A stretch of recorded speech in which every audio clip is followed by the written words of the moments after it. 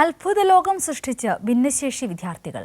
സംസ്ഥാന സ്കൂൾ ശാസ്ത്രോത്സവത്തിലാണ് കരവിരുതുകൊണ്ട് ഭിന്നശേഷി വിദ്യാർത്ഥികൾ വിസ്മയം തീർത്തത്.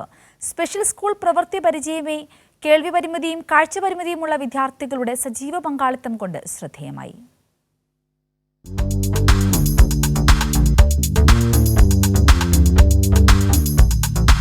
വോളിബോൾ, ബാഡ്മിന്റൺ നെറ്റ് നിർമ്മാണം, ചിരട്ട, മുള, ഇത്തിൽ, കളിമണ്ണ്, കരകൗശല വസ്തുക്കൾ നിർമ്മിച്ചാണ് വിദ്യാർത്ഥികൾ വിസ്മയം തീർത്തത്.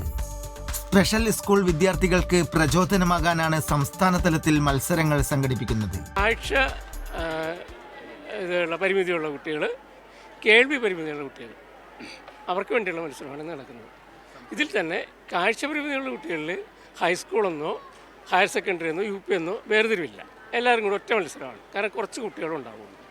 അതേസമയം ഈ കേൾവി പരിമിതിയുള്ള കുട്ടികളിൽ UP school, high school, higher secondary ഇങ്ങനെ 3 വിഭാഗത്തിൽ നമ്മൾ തിരിച്ച് മത്സരം നടത്തും. 35 വിഭാഗങ്ങളിലായാണ് മത്സരം.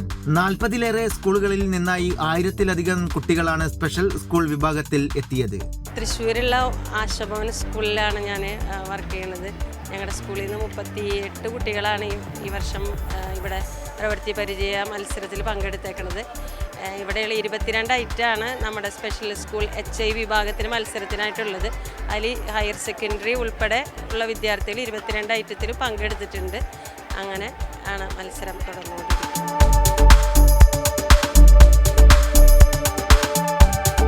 പ്രതിസന്ധികളെ അതിജീവിച്ച് മുന്നേറുന്നവരാണ് ഭിന്നശേഷിക്കാർ. സംസ്ഥാന സ്കൂൾ ശാസ്ത്രമേളയിലും മികവാർന്ന പ്രകടനമാണ് ഭിന്നശേഷി വിദ്യാർത്ഥികൾ കാഴ്ചവെച്ചത്. സച്ചിൻ വള്ളിക്കാട്, കൈരളി ന്യൂസ്, പാലക്കാട്.